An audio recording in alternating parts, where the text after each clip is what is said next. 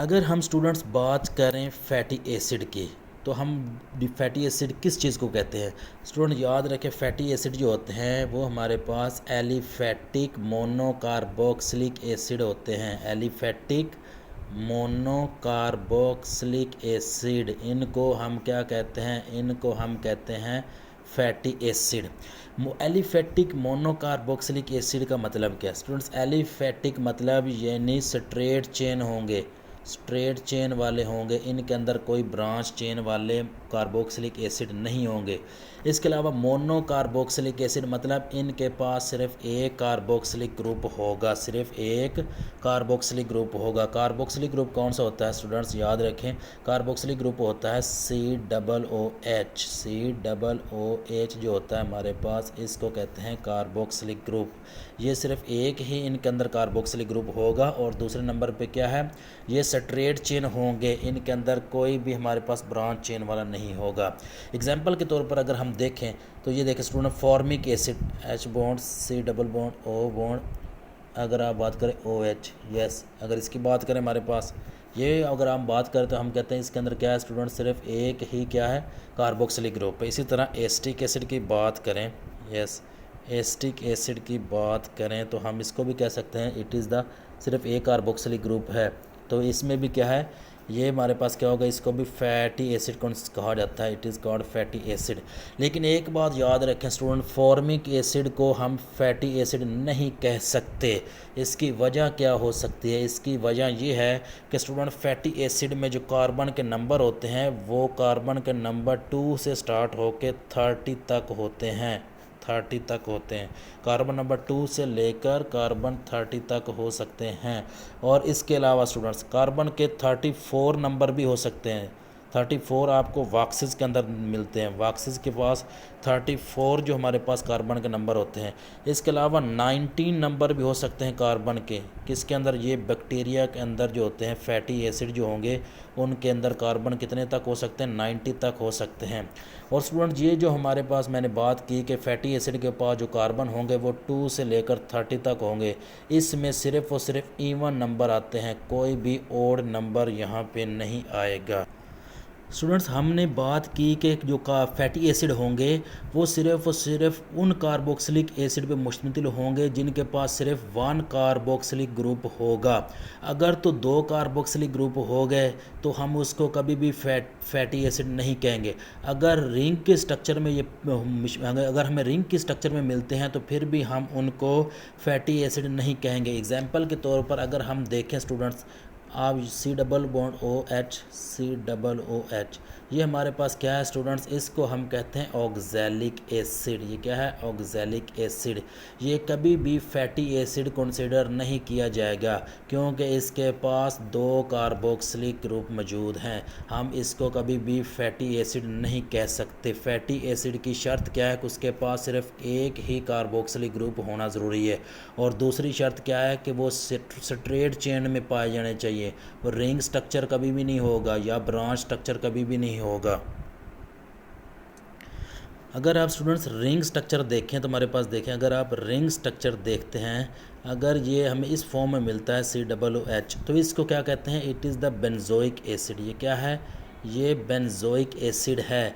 इसको हम कभी भी फैटी एसिड नहीं कह सकते क्योंकि ये इसके पास रिंग मौजूद है। बेशक कार्बोक्सिलिक ग्रुप एक ही है लेकिन क्या है? ये रिंग की फॉर्म में, हमने कहा था वो स्ट्रेट चेन में होने चाहिए, इसलिए हम इसको कभी भी फैटी एसिड नहीं कह सकते। तो स्टूडेंट्स ये आपको पता चला कि फैटी एसिड क्या होते हैं? मोनो कार्बोक्सिलिक एसिड होते हैं, सिर्फ एक कार्बोक्सिलिक ग्रुप होगा। और दूसरा क्या बात है कि वो स्ट्रेट चेन में होंगे, कभी भी ब्रांच या रिंग की फॉर्म में नहीं होंगे।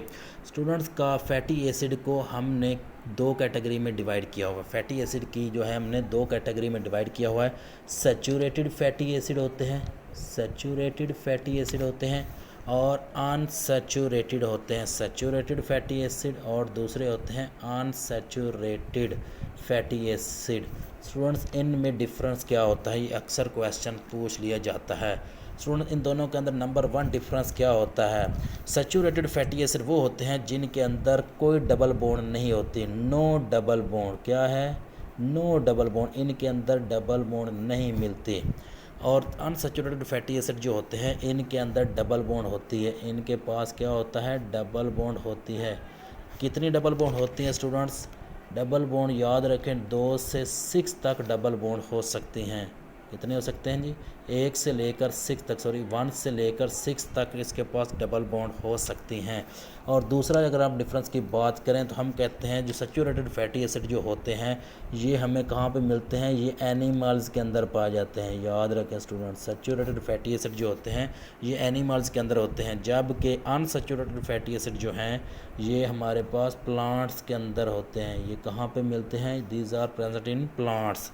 अगर थर्ड डिफरेंस की बात करें तो ये स्ट्रेट चेन होंगे, सैचुरेटेड फैटी एसिड जो होंगे ये स्ट्रेट चेन होते हैं, जबकि जो हमारे पास अनसैचुरेटेड होते हैं ये ब्रांच्ड चेन होते हैं। ये ब्रांच्ड भी होते हैं या हमारे पास रिंग की फॉर्म में भी ये पाए जाते हैं।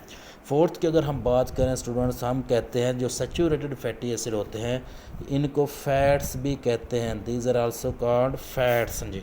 जबकि हमारे पास अनसैचुरेटेड फैटी एसिड जो होते हैं इनको ऑयल्स कहते हैं। These are called oil. क्या कहते हैं? इनको ऑयल्स भी कहा जाता है।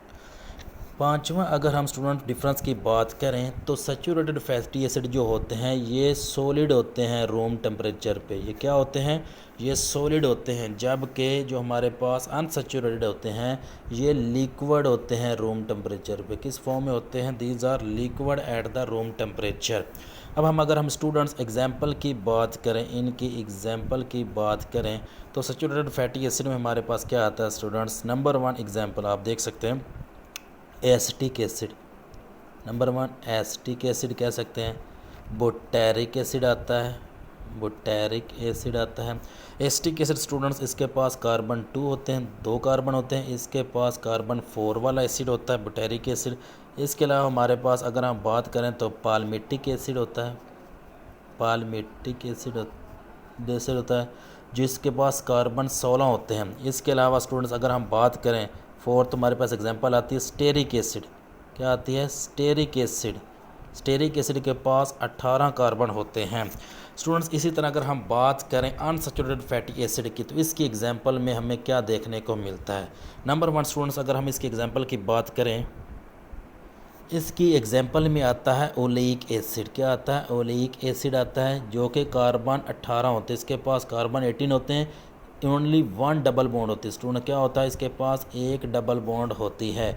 ओलेइक एसिड के बाद हमारे पास स्टूडेंट आता है लिनोलिक एसिड। क्या आता है? लिनोलिक एसिड आता है। स्टूडेंट्स लिनोलिक एसिड जो होता है इसके पास 2 डबल बॉन्ड होती हैं। इसके पास कितनी डबल बॉन्ड होती हैं? 2।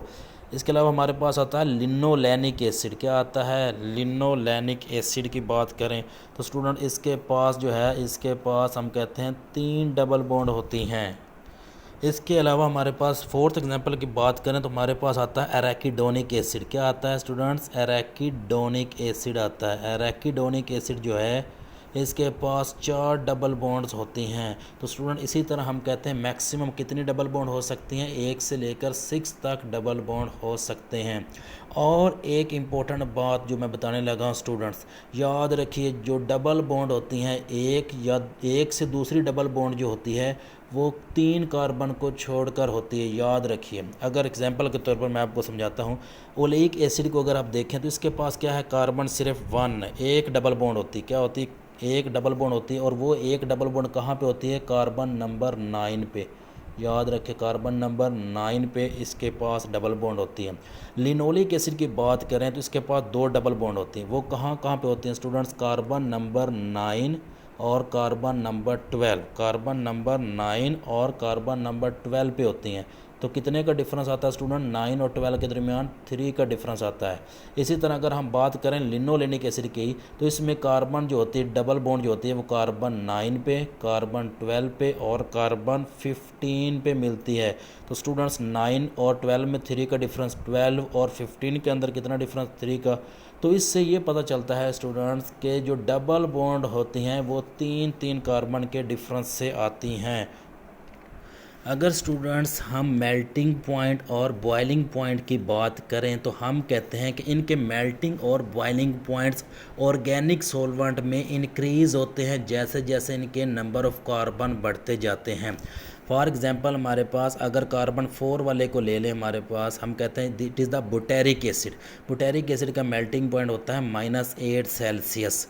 और इसी तरह अगर हम बात करें कार्बन 16 वाले के, जिसको हमने पल्मेटिक एसिड कहा, तो इसका बॉइलिंग पॉइंट होता है 63.1 सेल्सियस। तो मतलब क्या हुआ, जैसे नंबर ऑफ कार्बन बढ़ते हैं मेल्टिंग पॉइंट और बॉइलिंग पॉइंट भी वैसे वैसे ही बढ़ता रहता है। लेकिन यहाँ पे स्टूडेंट्स एक बात जो एग्जामिनर आपको कंफ्यूज करता है वो ये कि वो यहाँ पे लिखता है कि melting point and boiling point of the fatty acid in water increase with increase of number of carbon atom. तो ये बात स्टूडेंट रॉन्ग होगी, क्योंकि जो फैटी एसिड होते हैं वो वाटर के अंदर हमारे पास सोलूबल नहीं होते, वो सिर्फ ऑर्गेनिक सॉल्वेंट के अंदर सोलूबल होते हैं। तो ये था हमारा स्टूडेंट्स आज का lecture. Thank you for watching.